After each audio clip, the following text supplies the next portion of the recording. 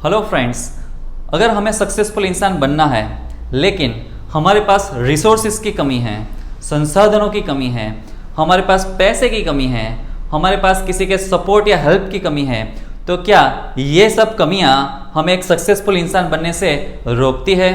क्या हम अब सक्सेसफुल नहीं बन पाएंगे? फॉर एग्जाम्पल, हमें क्रिकेटर बनना है लेकिन हमारे पास अच्छी क्वालिटी की बैट लाने के पैसे नहीं है, हमारे पास स्टंप नहीं है, हमारे पास बॉल नहीं है, स्पोर्ट्स शूज नहीं है, हेलमेट नहीं है, अच्छा कोच नहीं है और अच्छे कोचिंग सेंटर में जाने के पैसे ही नहीं हैं, तो क्या ये सब कमियां हमें एक अच्छा क्रिकेटर बनने से रोकती है?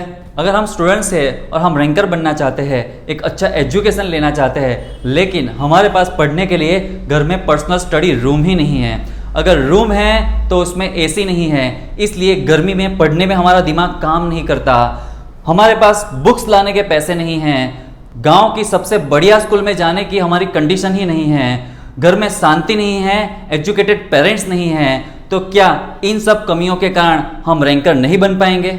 हम एक अच्छा बिजनेस स्टार्टअप करना चाहते हैं लेकिन बिजनेस में इनिशियल इन्वेस्टमेंट के लिए हमारे पास पैसे ही नहीं हैं, हमारी फैमिली का बिजनेस बैकग्राउंड ही नहीं है, इसलिए हमें बिजनेस का कोई नॉलेज ही नहीं है, हमें कोई सपोर्ट करने वाला नहीं है, कोई गाइडेंस देने वाला नहीं है, तो क्या इन सब कमियों के कारण हम एक सक्सेसफुल बिजनेसमैन कभी नहीं बन पाएंगे?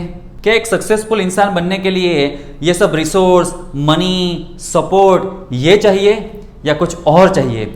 इस बात को समझने के लिए आप 2005 में बनी ट्रू स्टोरी बेस्ड ये इकबाल मूवी जरूर देखें।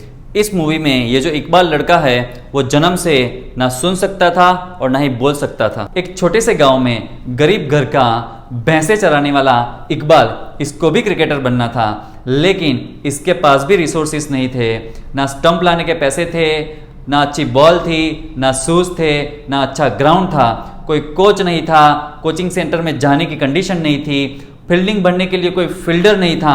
हाँ, भैंसे जरूर थी लेकिन भैंसे तो फील्डिंग करती नहीं, लेकिन फिर भी यही इकबाल आगे जाके बहुत बड़ा क्रिकेटर बनता है, एक सक्सेसफुल इंसान बनता है। तो ये चीज साबित करती है कि रिसोर्सेज की कमी हमें सक्सेसफुल बनने से नहीं रोकती।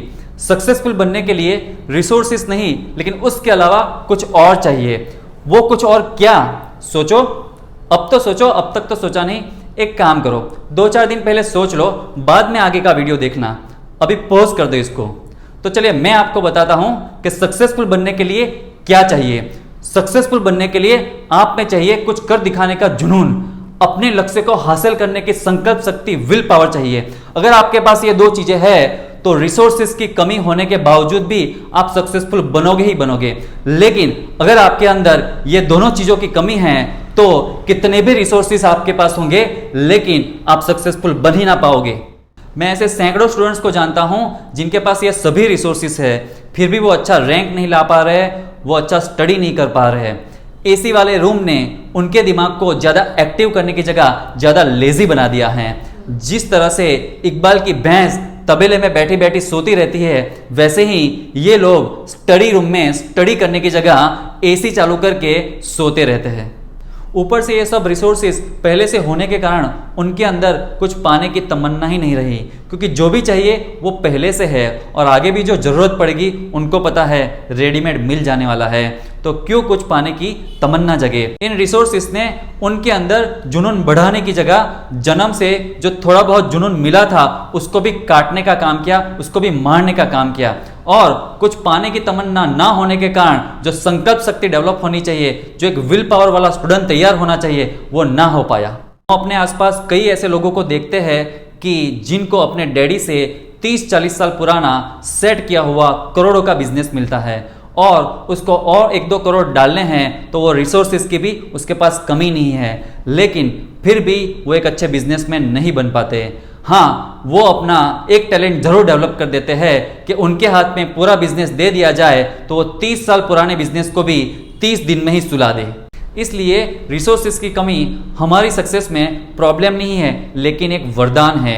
यही रिसोर्सेज की कमी के कारण हमारे अंदर कुछ कर दिखाने का जुनून जाग सकता है। इसलिए इन कमियों से दुखी होने की जरूरत नहीं है, लेकिन हम लकी है क्योंकि यही कमियां हमारे अंदर जुनून जगा सकती है। इसलिए इन कमियों के कारण दुखी होने की जगह हमें खुश होना चाहिए, क्योंकि सक्सेसफुल बनने के लिए जो 99% चीज चाहिए, जो 99% जीवन का प्लेटफॉर्म चाहिए, वो ऑलरेडी हमें रेडीमेड मिला हुआ है। अभी 1% में हमें अपनी इस सिचुएशन के प्रति अपनी सोच बदलने का काम करना है। अभी जिनके पास सभी फैसिलिटी, सभी रिसोर्सेज पहले से है और कुछ कर दिखाने का जुनून ही नहीं जाग रहा, उनके लिए क्या रास्ता?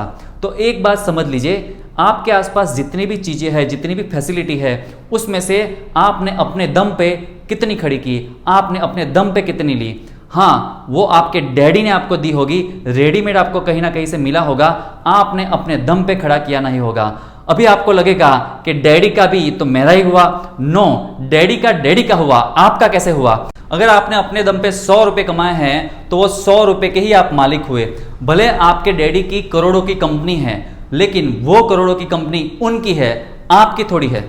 हो सकता है अभी आपने जो कपड़े पहने हैं वो भी आपने अपने दम पे ना लिए होंगे, वो भी डैडी ने दिलाए होंगे। सो ये सत्य को स्वीकार कर लो कि करोड़पति तो डैडी है, मैं तो एक कंगाल इंसान ही हूं, मेरे पास तो कोई रिसोर्सेस है ही नहीं, अपने दम पे तो मैंने कुछ किया ही नहीं, तो रिसोर्सेस की कमी तो आपकी भी हो गई। ये सत्य का स्वीकार करते ही आपके अंदर भी जुनून जाग ही जाएगा।